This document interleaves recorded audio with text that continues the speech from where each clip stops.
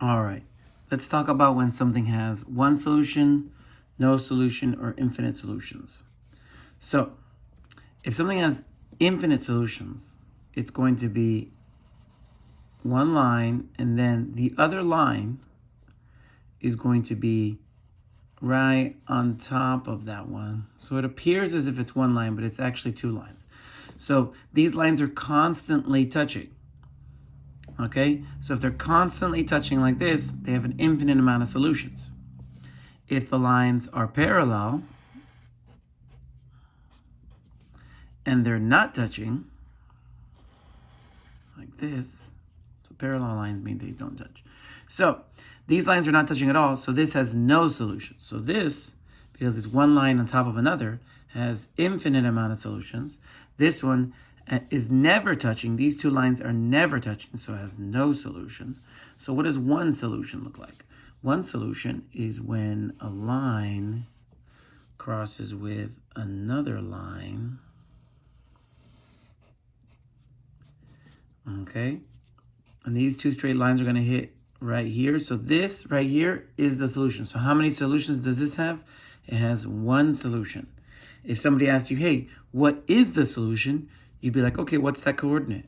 So I didn't go to the right or left because I start here. I didn't go to the left or the right. So I didn't move at all. So that's 0. And then I went up 1. So that's 1. So that will be the solution. Okay, so this has one solution, infinite solutions, no solutions.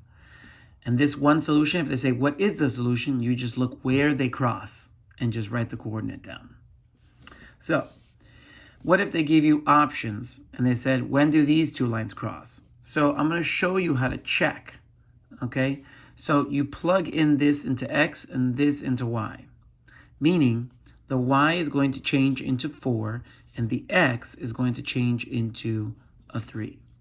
So instead of Y, it's going to be 4 equals still 2 over 3. And then instead of X, it's going to be 3 and then plus 2. So 3 times 2 is 6. 6 divided by 3 is 2.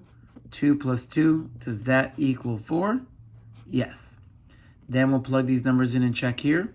So 4 equals 2 times 3 minus 2. See, I replaced the X with the 3, the Y with the 4. So let's check this. This is 6 minus 2. Does that equal 4? Yes, it does. So now that it works in both, this is where these two lines actually intersect. Okay? Now remember how to graph these. So if I were to graph these, let's see if I can draw a graph down here. Let's use a pen and I'll graph these lines up here. So if I were to graph this, this would start on 2, because it has a 2 here, and it would go up 2 over 3. Up 2 over 3. 1, 2, 3. This line's pretty close. So that's one of them. Okay, I'm going to draw as straight of a line as I can, freehanding it here. Then the other one is y equals 2x minus 2. So we start on minus 2, and then we go up 2 over 1. And where they cross should be at 3, 4. So 3, 4. Yeah, that looks pretty close. Okay, so this does work. All right, and you could graph them and find out where they intersect, or at least have a really close guess as to where they intersect. So now let's talk about a function. A function means for every input, there's exactly one output. Okay, so in this group here, there is a 2, and then a 7, a 3, and then a 5, a 4, a 9, a 5, and a 7. This is a function. 2 doesn't have 2 answers. 3 does not have 2 answers. 4 doesn't have 2 answers. 5 doesn't have 2 answers. If I were to do this, it would make it not a function. If I were to put 4, 2. 4 now has 2 answers. That is not a function. One number x cannot have 2 different answers. So this one here, same thing. 3, 8, 2, 4, 3, 5. This is not a function because of the 3, 8 and the 3, 5. Now, do these dots make a function? The answer is yes. How do I know that?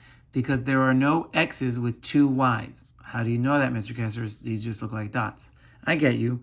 When two dots have the same x but different y's, they're right on top of each other. So let me grab the pen to make this not a function. So this is a function right now. But if I were to put a dot right on top of this other dot, now it is no longer a function. It is not a function. So now, last thing in these lessons was domain and range. So let's use these coordinates to make the domain and the range. So I have 2, 3, 4, and 5. That's the original. Let's go with the original that is a function. The range has 7, 5, 9, another 7. You don't double up when you're writing domain or range, and then a 2. So now I'm going to draw lines to make these dots. So 2, 7, 3, 5, 4, 9, and 5, 7. Actually, I wrote that 2 extra. So this is right now a function, totally a function. Now, what would make it not a function is if I added 4, 2, which means, so yeah, 7 has 2 answers, but that's totally acceptable. But what's not allowed is for this x to have 2 answers. That would make it not a function. And that's it. These questions are just going to be, is it a function or not? Or what is the domain and what is the range? Make sure you know that domain are x's, ranges are y's, and you never repeat a number when writing domain and range. And that's it.